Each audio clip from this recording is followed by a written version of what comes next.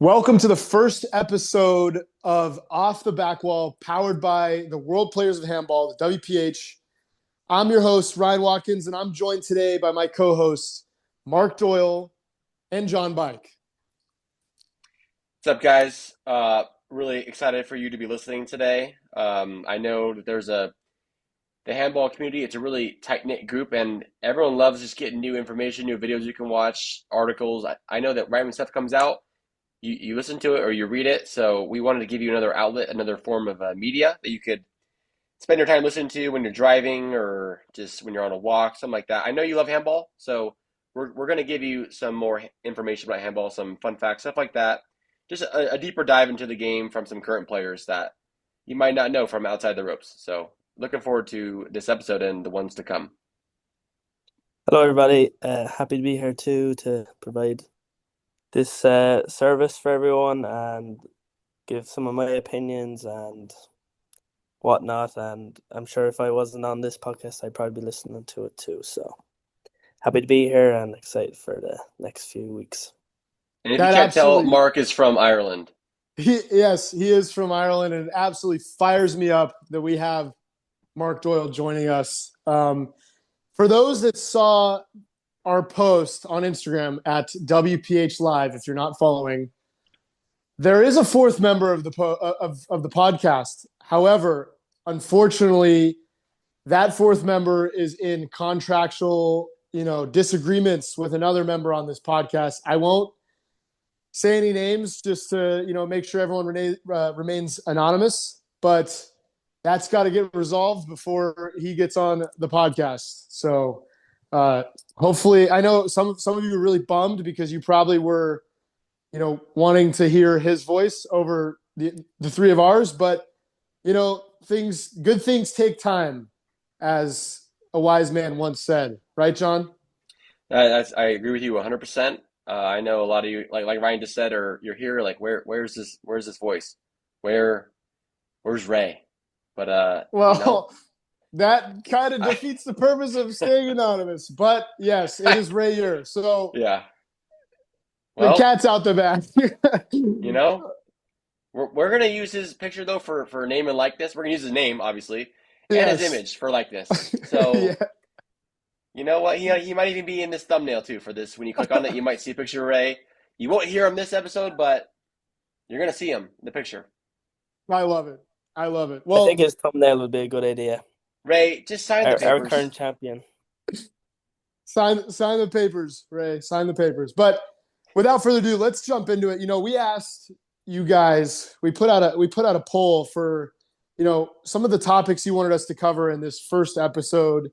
And you gave us a lot of great feedback. We're really excited to get to it. If we don't get to it in this podcast episode, we're going to get to it eventually. We're going to definitely put out quite a few over the remainder of this season. So first up, let's talk about kind of a recap. So far, we're two stops in.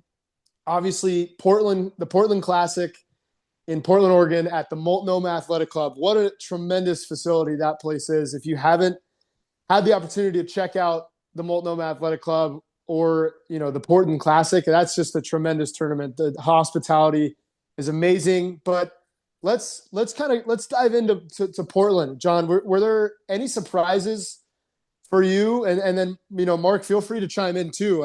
I want to know the surprises, the recaps. Tell me about Portland. I don't think there were many surprises there. I know we're not supposed to use his name because he hasn't signed the papers, but Ray wasn't there because he was running a marathon in Chicago. So that kind of changed the field a little bit, but there were no real surprises. It was the first stop of the year. It's always a great place to go to Portland. And Martin was Martin was the 2 seed, actually, because Lucho was the 2 seed. Lucho, there was an upset on paper, I would say, actually. I'm going to jump right to the semifinals. Lucho and Ivan played, and it's the market was Ivan the 4 seed there? Ivan was the 4 seed, yeah. Ivan's the 4 seed. Lucho's the 1 seed. They're playing semis. On paper, it's an upset, but I think for those that have been tracking the tour the last few seasons, Ivan's had a lot of success against Lucho. So I think that when he beat him, I don't think many people were like, "Oh wow, that's a big upset," just because of how good we know Ivan can play and his history against him. So yeah, Ivan beat Lucho and advanced his first final. So that was probably maybe not on everyone's radar, but no one was probably too surprised to see that happen. And then you have Martin kind of clinically punch his way to the finals with really no troubles whatsoever. And I'll let Mark talk about the final. Yeah, the final is probably went like a lot of finals where Martin has played a younger player, like be it Ray or Ivan. I know Ray has been in a couple of finals again him last season, and it kind of went similar to how Ivan played him. In Portland, Martin, I think, just defensively is kind of able to neutralize both Ray and Ivan. And yeah, it was just clinical from Martin all around. I think it's his fourth straight Portland Classic. He went in as favorite, and up even though he was the 2 seed, he did. I feel like a lot of people, he was the people's favorite, and he kind of upheld that standard. But no real upsets really along the way. I think. There's one. I think there's one that Mark is kind of, omitting. Yeah, Mark, I don't think it's an upset. I think on paper, we want to talk about on paper upsets.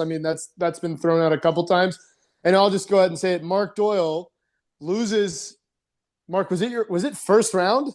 If I was ever upset, I would bring it up the first thing, by the way. Go ahead. It was my first round. It was the second round of the tournament.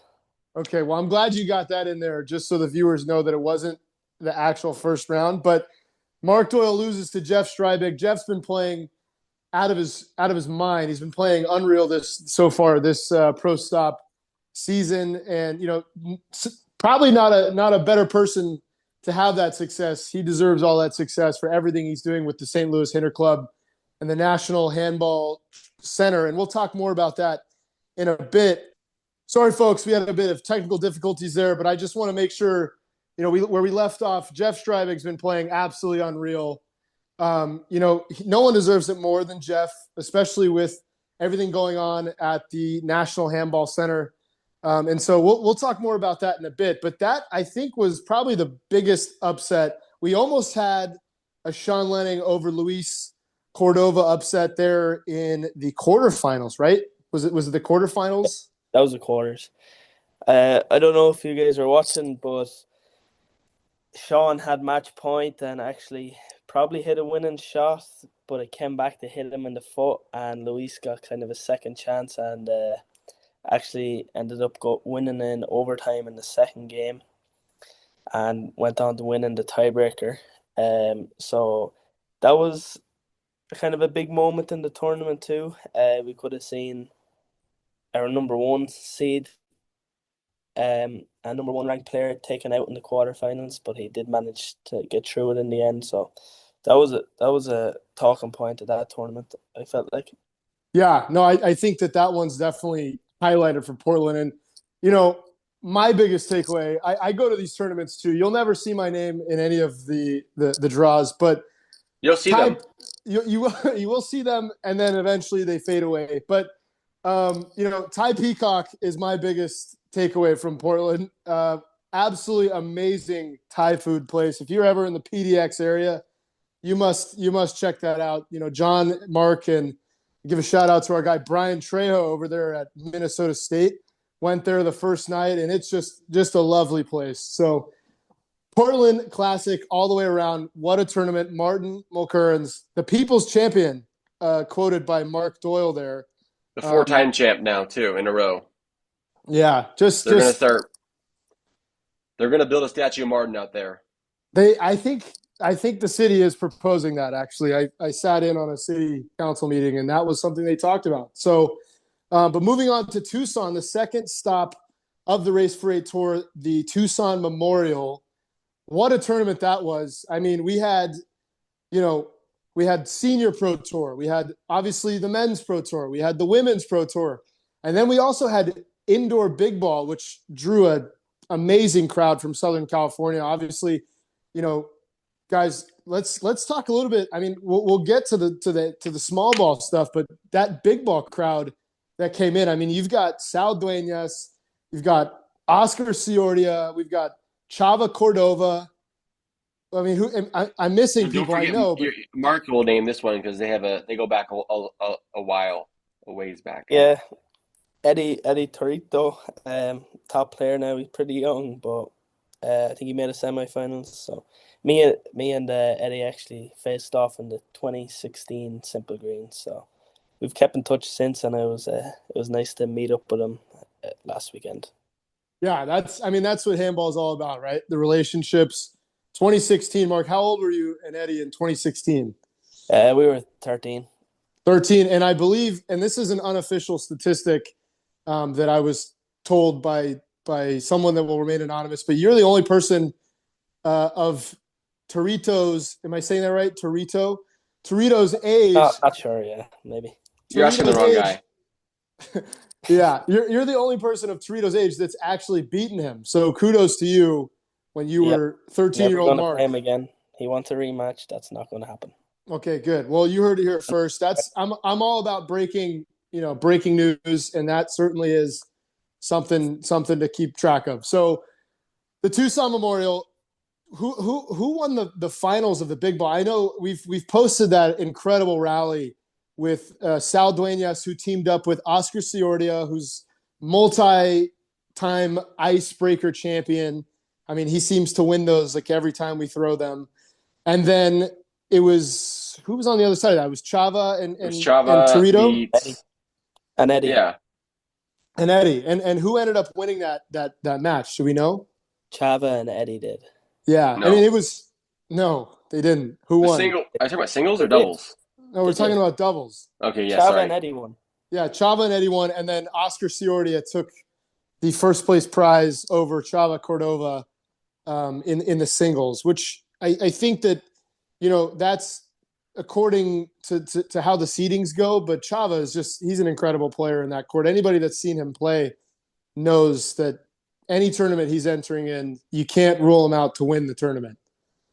So it was great to have the big ball, in town for that. It's always fun to watch. And then moving over to the women's pro tour, we had a repeat or a continuous champion rather, Neve Heffernan. Mark, do you want to talk about your fellow Irishman there, Neve Heffernan? Irish woman, but Irish woman. but My yeah, deepest apologies. Neve went in as the 1 seed. She actually faced off again Molly Dag, who's a top player back home in Ireland too, and I think that was a close semi-final. Could have went either way there for a long time. Neve managed to look like she had a little bit more experience than her, and maybe the fact and the confidence of winning the Players Championship just last May kind of got Neve over the line. And in the other semi-finals, it was the 2 versus 3 seeds. So I think all the four top seeds maybe held true to the semis, but Clodagh Monroe faced off against E Ft Holden, and that was a close 15-12 tiebreaker where Aoife came back from way down to make her first final, and has been playing Wow. really well for the last 2 years and finally broke through. So congratulations to Aoife.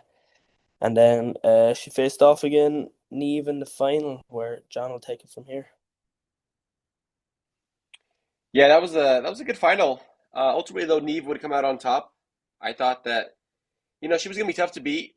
She has a pretty aggressive play style. They both kind of play close together, and Aoife is playing the best she's ever played. So she she was playing. She had a lead. I thought that she was ahead. Am I correct? Aoife was winning. She did have leads at like, and I think pretty good leads in both game one and game two.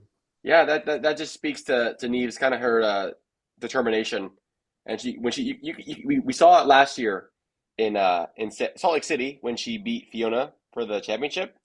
That when she kind of turns it up and you see her kind of go to another level of her own, and that's what happened in the final against Aoife, and so now that's Neve's second consecutive Yeah, women's pro two stop that straight. she's won. Two straight. She's the number one ranked player on the women's tour right now. So I'm interested to see how that shakes out this year. Is St. Louis a women's stop this year? I believe so, yes. Okay, yes, it's a women's stop, but not a 40s a senior stop. So yeah, yeah. I hope that we get a good field there. I hope we get some more of the best women to come out. I think it'd be incredible. Anytime we get there's a really good group of women when they all come out. It makes for some really good tournaments. So I'm hoping that we'll see that. We'll see that out there. Yeah, no, definitely. I mean, we kind of saw that last year at the Los Angeles Athletic Club stop where both Martina and Sienna came out, right? Both of them and faced off, and Martina ended up winning in the final there. But that, I mean, it's always really such a special thing to watch when we're able to get a good full field because there's so many of those talented women out there that should be playing in these pro stops.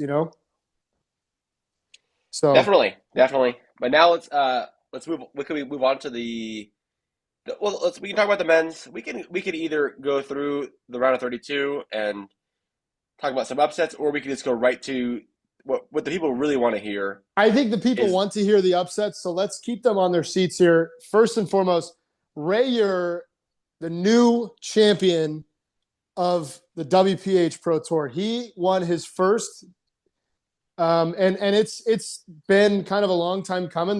I think we all knew that this would happen eventually, but this certainly ushers in a new era, the Ray Ure era. Don't say that 10 times fast. I bet you can't. But yeah, I mean, Mark, you're playing go Ray ahead, every. pause the video, try it home. Yeah, go ahead and give it a try. But Mark, you're playing Ray. I mean, I imagine nearly every day there at Minnesota State Mankato, and I mean, I think you kind of saw this coming, right? Yeah, he did look like he was in the form of his life when I was playing him the the weeks prior. Could barely score a point off him, so that was real confidence booster before the tournament. But I know what that's like. uh, uh, but no, yeah, look great. Ray looked great there. Before the tournament, during the tournament, and yeah, no, it's not huge. I don't think anyone was shocked or anything like that. He really put it together 2 weekends ago. Serves probably the best he served maybe ever. Yeah. And just looked really good all around. And congratulations to Ray on his first. Well, and Yeah, I really, wait. I I want to really ask hope. something. Hey, hey! I want to ask something real quick about Ray. Some are saying so right now he's giving back to the handball community in the world. He is currently teaching he's coaching handball at the university. He's twice a week for 4 hours a day. He's coaching intro to handball college students and getting them to come play. And Tuesday nights he's working with elementary age students in the area, and Thursday night high school age students. He is giving back into the handball world, and he's seeing the results now. And he had big shoes to fill. I heard that last year they had a really good GA over there in Minnesota, and who was also playing his best handball at the time. So but then now you flash forward to Ray and what he's doing. It's not surprising when you look at everything you're putting in and what he's getting out now with such a rewarding job. And I'm not surprised. Yeah, and I really look forward to having Ray on. Assuming we can get these contract conflicts resolved. But Sign the papers, it's Ray. sign the papers, Ray. Everybody wants it. So get it done. But yeah, so Ray, you're champion of the Tucson Memorial. Let's talk about some upsets there. I mean, we could just dive right into it. Boxer Rosales, my guy, defeats my other guy, co-host here, John Bike, in the first round, in the round of 32. First round exit for John Bike. I think everybody was surprised by this a little bit, John. I think everybody was surprised except for the person playing boxer in the court. I think that when the first point happened, it was not good. You were like, I've heard from the player that he was not in a good headspace. And, some places you just can't win at. And you just go to a spot you don't feel comfortable. And you're just 0-3 in the round of 32 there. And then, I'm sorry, you blink and you're 0-3 in the round of 32. And then you just might never get that win. So it's unfortunate that the Nationals is going there this year. Based on my prior history, I'm just going to have to opt out of Nationals given my history of the court. But all props to Boxer. He's awesome. Since he moved to Tucson, he's already been awesome. He's great. and now he's in Tucson, and he's playing awesome. Like he hits some really really good shots. He plays unorthodox, and he's a great player, and I'm not too surprised about that. I mean, I wish I would have played better, but he's just a great player. So Yeah, well, many years ago, Boxer was, I mean, really one of the best big ball three wall players around, and then stepped away from Los Angeles, moved out to Kansas, I believe, right? no, Idaho. Idaho. Idaho. Sorry, so I mean similar areas. Moves out to Idaho, kind of picks up the four wall indoor small ball game, and then moves to Tucson, and now it's just been a tremendous jump for his game. So big shout out to our guy Boxer Rosales for his win, and then almost, I mean, he took Sean Lenning to a tiebreaker in the senior tour. I mean, in the senior semis. I mean, that was, I thought he had it. I really did. I thought he had it, and then he's going to continue to turn heads, I think, throughout the rest of the season. So big shout out to Boxer. And then that kind of leads us into the 40s.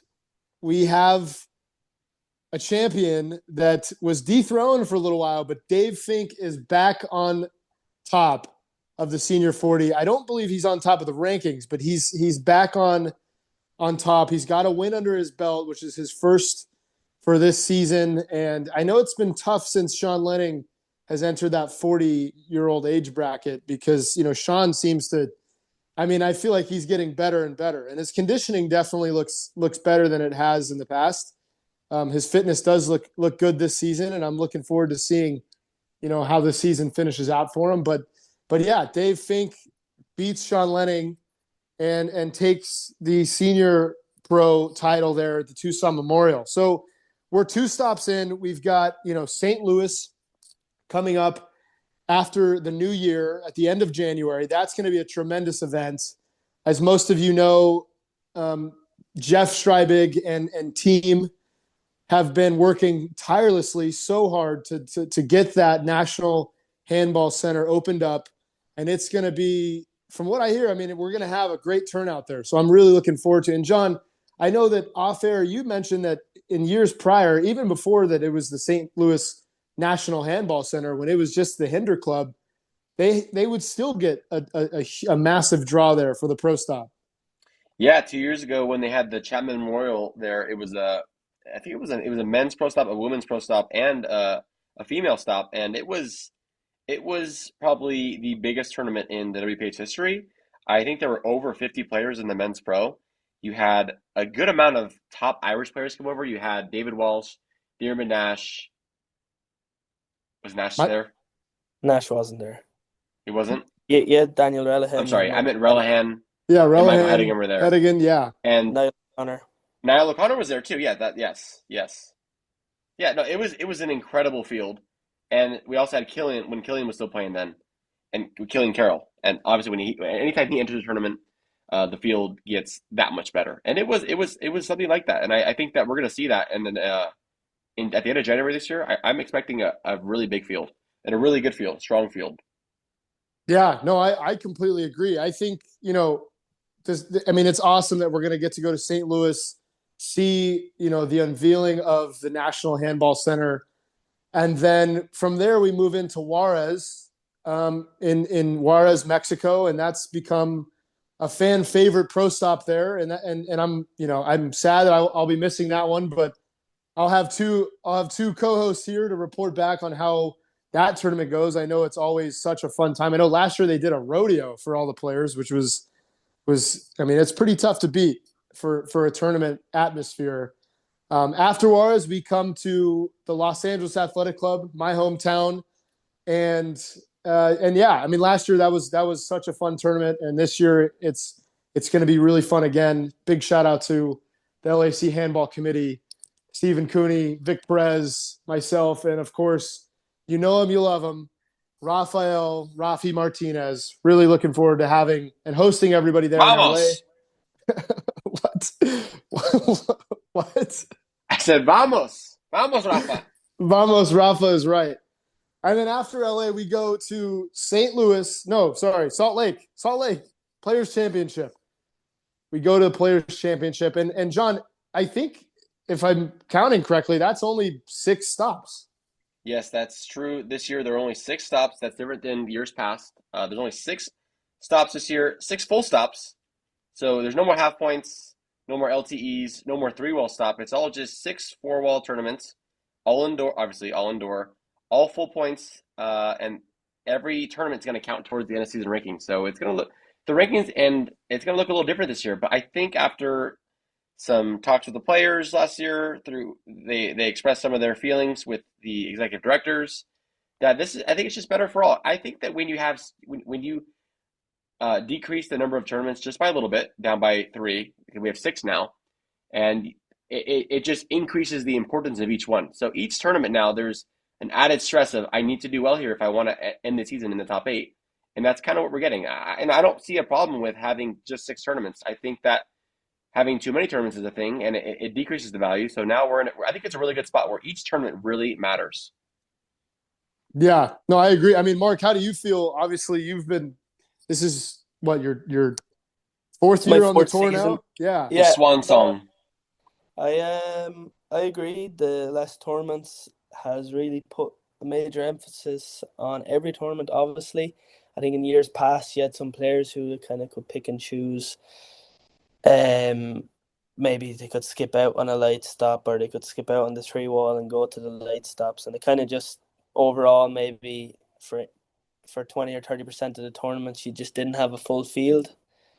And for a player like me who was up and coming, the less top players I seen in there, the more chance I thought I had of winning and doing well. So, but no, I definitely agree that for fans, for even just like fellow pros, like just knowing that every tournament counts and it counts a lot. It adds pressure, yes, but I think it's more exciting, and even going into the tournament, you're more excited. You know, if you take down this top pro, you know this is going to hurt him. Where maybe in other years he had a chance to make that back up, and I think just overall it just makes for better showing for the fans, for the players, for everything, and just makes handball more exciting in general. yeah, certainly. And it's great to obviously have the input, Mark, from you. You're in the top 8 in the rankings for the men's pro, and John. I mean, you're knocking on the door of the top 8, but you're also the players rep for the WPH Pro Tour. And so it's great to be able to have, the both of you have that insight.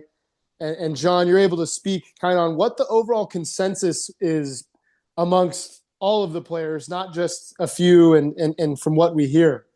So Yeah, it's definitely great to have both of your opinions on that. definitely. Yeah. So since I've been voted on as the players rep, um, it's been pretty good. I think that I've talked to a lot of the top players, and they voice concerns or changes that they feel should be made, and I've taken those concerns to Executive Director Dave Vincent, and we've made the changes. I think like one of them is round of six. Like if you lose round of 16 after playing, some players play for 2 to 3 hours, tough matches. They lose round of 16, tough fight. Then they got in years past they've had to go and play. Uh, they've had to go play that night against someone for that ninth place quarterfinal, and it's just brutal. So like that's one thing that's been changed now. That's always going to be on Saturday morning now. So it gives the players a night of rest and just another day to play handball instead of traveling all this way, spending all this money just to be done on Friday. That's a good option. So that's Yeah. changed, and I don't know. Just I think that me and the executive director DB have a good relationship. So the players, whenever they have any issues, I just take it right to him, and he tells me what we can do, and I go to them, and it's been very very positive so far, and I'm very fortunate to be in a position as the players rep, and I think it's just gonna just add transparency moving forward, and it's good for the players, and it's good for just the sport of handball in general. Yeah, no, absolutely. I think everybody can agree with that, John. And in talking kind of on the same vein of you as the players rep, I know that there's been some rule revision ideas that have been brought forth to your attention, maybe some surrounding, what's, can be appealed, or video replay and so on. Do you want to kind of go over some of those things that you've been hearing and people have been bringing to your attention? Yes, I definitely do. Because we have a great set of rules through the USHA, their four-wall rule book. Um, Really no issues. I just think that like being around the game the last 4 years now and just seeing how games are reffed, seeing other pros ref too, because I do think that there are differences with I I think a lot of players would agree with this. The way that the pro game is ref compared to the way that just I would say there's pros and the other divisions. The pros are absolutely ref differently, and because of that, with their availability of video replays, I think I talked to players, and I think that players would be for the idea of being able to appeal, whether talking with the linesman or going to the video for it, being able to appeal hinders, avoidables and non-avoidables, and screens, and just being able to appeal those. I think that that's a huge thing that could be done. It could be right. I think that most players would be for it because ultimately, when you're playing the game, you hate it when a call goes against you, and especially when that call was such a horrible call, and you know it was the wrong call. And a lot of the time, that's on hinders when you're like, well, that was a hinder, or I didn't do anything. Stuff like that. If that could be appealable, and where the linesman could go and talk to the ref, and they could come to an agreement. Hey, that wasn't that was like when everyone in the crowd knows it, and the two linesmen know it, but the referee for some reason did not see the hinder. Why does that, like, everyone that's watching the match knows it was the wrong call? Why does it have to be the right call just because it's not appealable? I think that if for the sake of making the game, putting the rules in the best place they can be, why would you not have that rule? Especially with the video replay, like you're going off the referee sees it one time. He's like, oh, I made that call. It's no hinder. But then he watches it over again and says, oh, I made the wrong call. It's okay to change your mind. So yeah, I think that those are some changes we could see. Yeah, Yeah, definitely. I and I mean, think Mark, yeah, yeah, Mark, add to add to that, that, I think please. it's going to help the referees too. It's just like, you see it one time and it's sometimes just like 50-50 what you see in your head, and you have to go with a call, and it could be the wrong call, and like you have no real means to change that call without seeing it again. You've seen it, and and you made your decision, and without kind of seeing that again or talking to other your linesmen, you don't have no real base to change your calls. So I'd agree. Like I don't see any real downside to appealing a hinder call or just a over for whatever reason. Like you get to appeal your shorts, and like a lot of the time, it's probably a lot easier to see a short ball than it is to call a subjective cover or screen or what. And just with the game being so fast, it's like I feel like that those calls are a lot more difficult than a short ball call.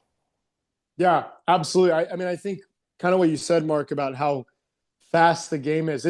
It can be difficult for a referee, especially when it starts to get into a tiebreaker situation or overtime situation, and when players are playing a little closer and they're trying to really get in the best position that they can to defend their opponent's shot selection. I think it's really important that referees don't compromise the rules of the game just because of how players are playing or what stage in the match they're in. So having the ability to be able to appeal that and potentially overturn it can be very beneficial for all players. And I think that's something that I don't think anybody would disagree with that. So Yeah, and there's huge, like, for instance, I'm thinking of some match from last year. A call doesn't go a player's way. There are huge implications with a match altering call that don't just change that match. They change the results of the entire season. A player doesn't make a semifinal or a player doesn't make a quarterfinal. They miss out on big points, and then that affects their draw. That affects their draws going forward in the next tournament. There's a huge snowball effect, and obviously it's just a call. But if you have the ability to change your mind and make the right call, why would you not exercise that ability? So that's just all I'm saying. I think players would be for that. So I would like to talk to the executive director about that and just see where we can go from there because I think it'd be great. John, this seems like it struck a chord for you. I mean, are you alluding to the fact that maybe perhaps you got a bad call and it altered the whole season of the entire WPH tour? No, I'm not usually in big enough matches that it would change that. But one of my good friends, my roommates from last year, he's from Ireland. He's had some calls that have not gone his way, and that's not his fault. But things go certain ways, and you know, I'm just speaking. I'm the players rep. I speak for the people. I don't want to put them on blast, and I'll let them speak for themselves if they want to, but they don't have to, and they really don't have to. and we don't have to talk about it anymore. And whoop, yeah. I don't think any of my calls affected my season. I Okay, because there feel was that one. Okay, go ahead.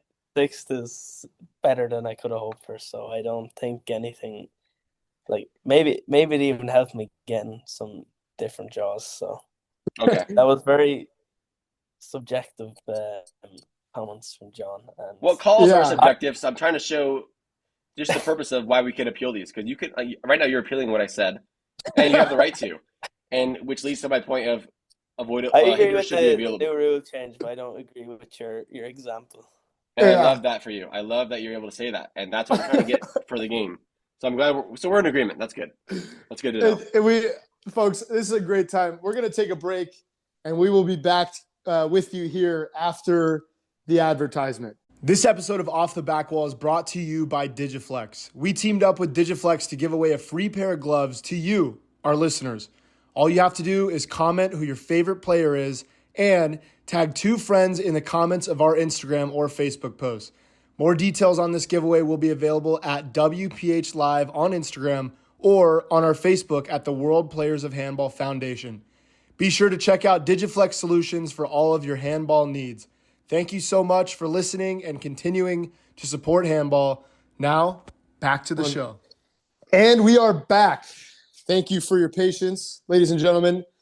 So when we asked the audience what you want to hear from us on this first episode, we actually kind of a reoccurring theme was what do we think is the greatest era of handball? Obviously, there's a ton of bias. Everyone's going to say, well, actually, I don't know if we will all have different answers. I think there may be some overlap here, but I mean, I'll go ahead and say it. 2011 was the best ever, I think. I mean, the list goes on and on of players. John, I mean, I could dive into it. John, I kind of want to hear what you guys have to think.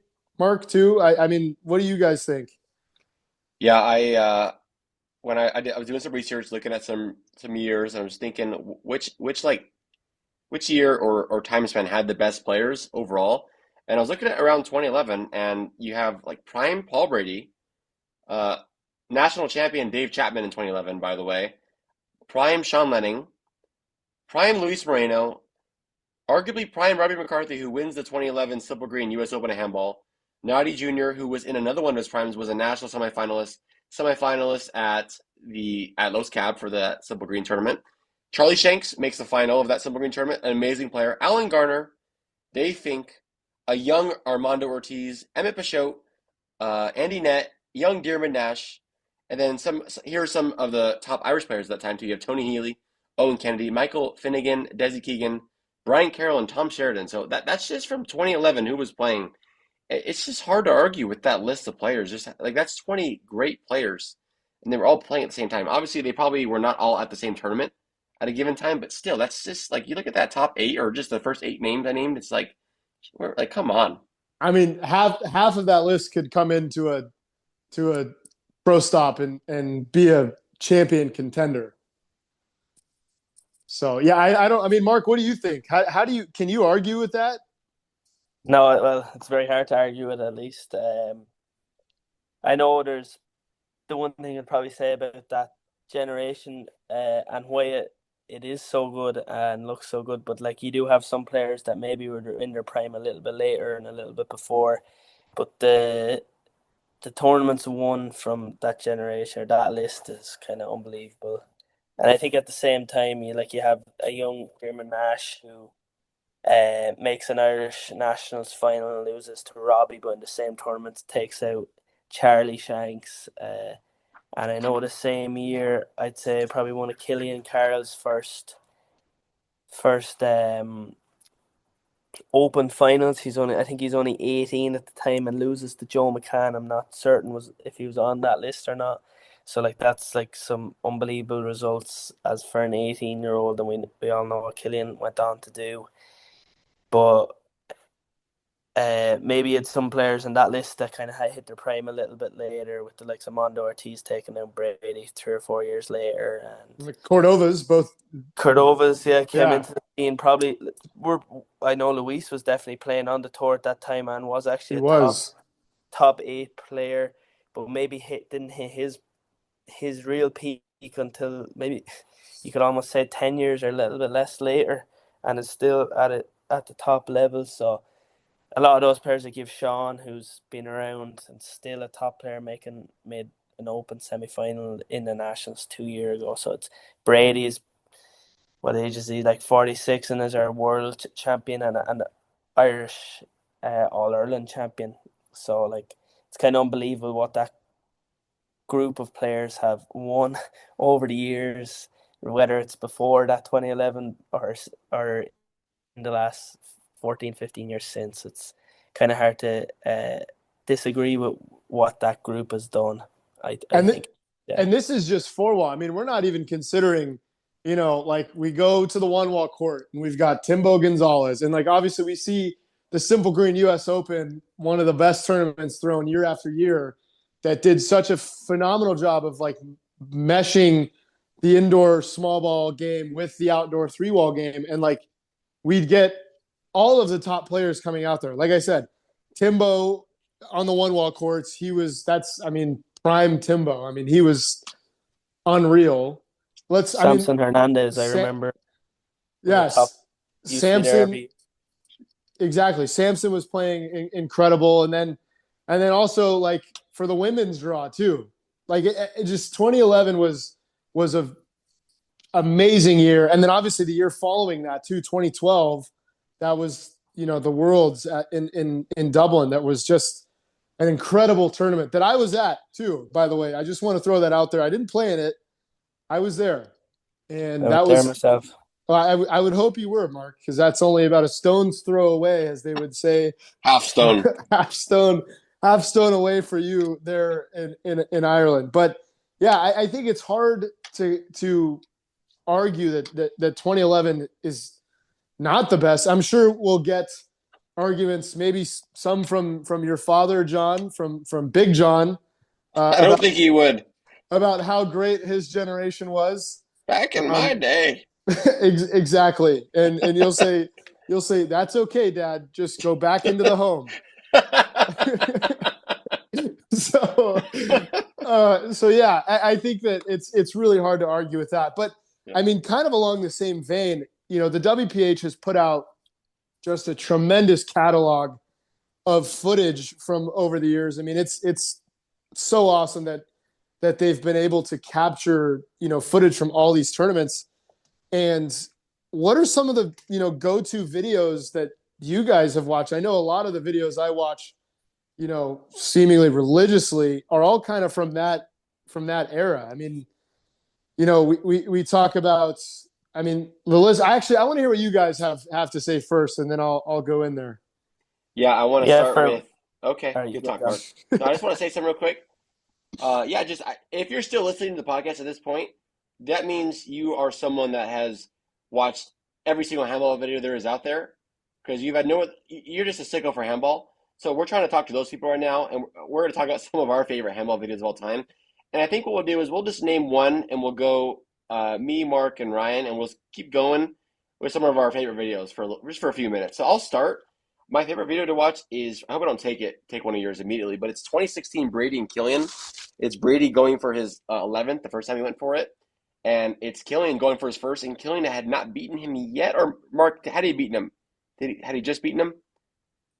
There's a chance that he had just beaten him in I Portland feel to like end he the might have beat year. him on the Yeah. tour. No, I'm not certain on that now. Actually, I'm not too sure. But Brady hadn't lost in the Nationals that he had played in healthy since who knows when. And Killian beats him. It was an 11-10 tiebreaker. One of the best matches you'll ever watch. I really think everyone should go watch it. It was at Fridley. No, it wasn't. It was. Yeah, it was. It was at Fridley in Minneapolis. It's just an incredible match to go watch. That's my favorite one to watch of all time. Mark, what's one of yours? Um, I think a clear winner for me was that 25-minute video that the WPH did on the 2007 Simple Green, where I could see by your reaction, John, I just took one of yours, and That I was think my next one. we've watched it in the apartment a few times, I feel like, but I don't think there's a better video for handball out there. At least it does it for me every time. Just like that young Sean coming up against Brady and has the lead, and just vintage Brady hits that kill, was it at 7-10 maybe down Yeah. from and goes on to win it. And I think he, from the commentary, I remember, wasn't playing overly well and just was able to come back. And I think just the cinematics and the way they put that video together were just, I remember I've probably watched it 100 times, I'd say. In my opinion, there's no better video for handball out there on YouTube, at least. Yeah, no, that one, that's hard to beat. For me, the Casey Lawler tournament was one of the coolest events put on, and I frequently visit the video where Nadi Alvarado Jr. defeats Paul Brady and does sort of a dance there at the end. If you haven't watched the match, it's a great match. But Nadi Jr. showcases his dance moves as well at the end of the match, and I've always enjoyed watching that one. Ryan, are you pandering, trying to get Nadi Jr. to get in the handball court with you right now? I'm not only pandering to get him, as for selfish reasons, to be in the handball court with me, but also as a guest of Off the Backwall. I'm always content driven and listener first, and I know that the people want to have Nadi El Tigre Alvarado Jr. here on the podcast to talk about some of the stories. I mean, John, I overheard, rather, I wasn't a part of the conversation, as I'm usually not, but I overheard your father talking to you that Nadi maybe wasn't the best ref a long time ago, and had given a double technical to not only John Bike but also his opponent Tati Silveira. So I'd love to get Nadi on to hear about that firsthand. But I mean, that's regardless. Besides the point, that Casey Lawler Cup video where Nadi Alvarado Jr. defeats Paul Brady is one of my favorite videos to watch. Nadi, if you're listening, to summarize what Ryan just said, he said, Nadi, great job in that video. You suck at reffing. That's what Ryan just said pretty much right now. But we're going to give you a chance to share your side of the story, at least, because that's what we do in America. We give both parties sides to say whatever they want and let the people decide. That's what we're going to do. Whatever they want. Pretty much. So, okay, here's what we'll do. We'll each share one more video. My next video, and I'm biased because there's so many great videos, but I really do love watching the 2003 national final when my dad beat Tony Healy. My dad was at the time the oldest to win, and Healy was an up-and-coming top Irish player. And at that time, there had been no Irish player to ever win the USHA Nationals. So, the context of it, I think it's one of the best matches to watch. I'm biased. It's my dad, and he won a second Nationals, and it was pretty cool. He was hyped. It's my favorite video. It might not be the best one, but I'm just biased. But that's my second favorite one to watch, I'd say. Mark, is yours your 2016 your win against some guy down the road to skip away? No, no, John. Mine is actually a video that I can no longer find on YouTube, so that's a bit of an issue. But I remember watching it before, and I don't know if it is my favorite or I just really want to rewatch it, but it's Killian Carroll versus Robbie McCarthy in the semifinals in the University of Minnesota at the World Championship. I remember watching the game in person, and it was a great game. And I have watched it before. John doesn't believe me that it was on YouTube one time, but it was. So if anyone knows where that video is gone or has that video somewhere, please do contact the page. We would love to see it, and I know I'm not the only one that wants to rewatch that video. So I think that's mine, my second favorite, or at least a plea to try find it. Yeah, no, I mean, I'll actually, I have two answers here. I have one. You get one. Since John wanted to, boast about our father's wins. There's a VHS tape out there somewhere of my dad in 2012 defeating Duxie Walsh, the late Duxie Walsh. So I've never actually watched it, but I just want to throw it out there since we're talking about the wins of our fathers. But my second favorite video to watch is Mondo Ortiz. Kind of a theme here for those listening. Mondo Ortiz defeating Paul Brady in I keep messing up St. Louis, in Salt Lake City. Mondo Ortiz draws Paul Brady or does he call him out? He called him out. He He called him called him out. out. Said I wanted to play him, and then puts on an absolute show, kill shots left and right, both hands. Everything's falling for him. And so props to my fellow Team LAC member, Armando Ortiz. That's my second favorite video. I'm going to add to that real quick, Ryan. So I've known you for a long time. You don't claim it. I just know it. Paul Brady is your favorite player to watch, and He is. So he's your favorite player to watch, and you've said that many times to many people. The two videos you mentioned are both videos of him losing. So I did say I want to that. know, what kind of a sicko are you? Well, as a wise man once said, don't judge me by my wins, but judge me by my losses because I have so few. And I think that that's a perfect quote that falls in, Paul Brady's category. I love watching Paul play. And lose, specifically lose, by the way. I don't love watching him lose. I just love the videos. Both of those videos were strategic plays for me to get podcast guests on. Because I don't know that Mr. Brady will make it on the show at any point. So the next best is having Armando Ortiz and Nadi Jr. So, that's my plea. If we get Mondo, I wonder what the topic's going to be of the podcast. We'll leave that up to Mondo. We'll leave it. That's fair. Yeah. So, folks, as we start to kind of wrap down this podcast, we got a couple rapid fire hits we want to fill you guys in on. So the Mick Kerr Memorial Tournament going on at the, in the new year, right? January 2nd and 4th. Second through the 4th. They're not skipping the 3rd. They're not skipping the 3rd. Thanks for pointing that out, John. The three of us will be in attendance, so we will expect a potentially live podcast from the Doyle family farm in Wexford, Ireland. I think that the people have been, really eager to have something like that. And so, the people ask and we give. Yeah, Mark said he's going to let me go on the tractor. He said I can operate the tractor. He did. He did say that. I was there, and I will be supervising John. So he's going to be milking the cows. It'll be a good time. So the Mick Kerr Memorial Tournament, January 2nd, 3rd, and 4th, as pointed out by John. Not skipping the 3rd, but the three of us will be in attendance there. Look for us in the consolation bracket. Wait, John, where is that? I know it's in Ireland, but where in Ireland is that tournament? I don't actually know. It's in the north of Ireland. The north. The north, some call it. So I call it that Ireland because I like having my friends and keeping my friends.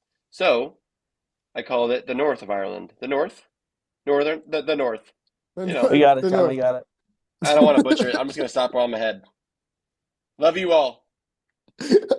Yes, exactly. So we will be there. Look for content from that event. Also, another important thing I want to highlight, Mark Doyle on his first ever golf outing shoots.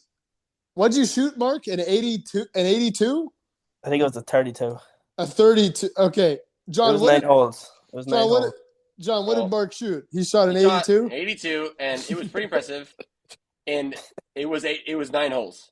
So for those of you math people, 9 holes, 81 shots, you do the math. But it's not about that. It's about hitting those shots that they keep you coming back. And money is what I was looking. Some people say that too. And I don't golf with those people a lot, but yeah. It's way better than everyone else's. So. Well, that's all that matters. And Mark, can we expect you to be back out on that course sometime? Did you hit some shots to keep you coming back? I hit one or two that felt like a golf shot, yeah.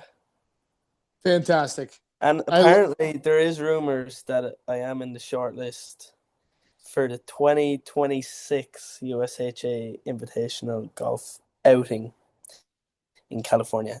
I'll tell you this right now, you're probably not in last place in this podcast. There's a good chance you're not in last. So yeah, anyways, speaking of the USHA, there is a little bit of drama between and folks, we're just here to report the news. The next month's edition of the USHA magazine. I don't know what it is. I don't think the three of us know what it is at this current moment, but we just have heard some rumblings. So look forward to us, commentating whenever that comes out, because we certainly will be making a comment on that accordingly. So you might hear a guest call in the next episode, a disgruntled player. I don't know. I love you guys though. If this is all we had. The moral of the story is we love everybody, and we just want to give back. We just want to give the news of how it is. We just want everybody to know what's going on. And as the players rep, John, that's sort of your duty. You gotta report what's going on and how players are feeling, and give us that inside scoop. So you're a tremendous asset to this team. Thank you, Ryan. So, but yeah, folks, we really appreciate you tuning in to episode 1 of Off the Backwall, powered by the World Players of Handball. Look out for new episodes. We're going to try to make this a pro stop thing, right? Could be monthly. Could be monthly. Depends on the topics going on in handball. Yeah, we'll see. Depends. Just depends. Yeah. Well, and if you have any ideas or topics that you want us to talk about, definitely shoot us a DM, or if you see us in person, let us know. But shoot us a DM on at WPH Live on Instagram, on Facebook, and we will be happy to incorporate some of those topics and ideas that you want to hear, because I know, like John said, the handball community, everyone is just so feverish about getting more information and more tips and more tricks. And so if you have an idea about it, I'm sure there's someone else out there that wants to know. But I think, boys, that's it. I mean, do you guys have anything to add, the two of you? Mark, John? I'll let Mark go. No, I suppose just thanks for listening. Anyone that wants to be a part of the podcast, you can go on the long awaited list and we'll be picked from random from there. But no, I'd say just let us know what some topics you'd like us to cover, and we'll do our best to try get some actually good handballers on the podcast, so maybe you can learn something. We're excited for where it can go. You could learn something from listening today. I guarantee it. It might not be valuable, but there was something to be learned for those that stayed and made it to this point. I promise you that. And you'll take it with you, and you'll be a better person. So, that's all you can ask for when listening to a podcast is, did I become a better person? And most of you are going to check that box and say yes after this episode. So thanks for listening. Well, folks, we will see you next episode. Don't forget to comment on the new post, as you heard in the advertisement. Our sponsor, Digiflex, Marcos Chavez, you know him, you love him. He will be giving away a pair of gloves to one lucky commenter on the next post. So if you made it halfway through the podcast, you heard that advertisement. And if you skipped that advertisement, this is, well, I guess the first time you'd be hearing this. So make sure you leave a comment on the post that announces this episode 1. And we will see you next time. Bye, everybody. See you guys. Thank you.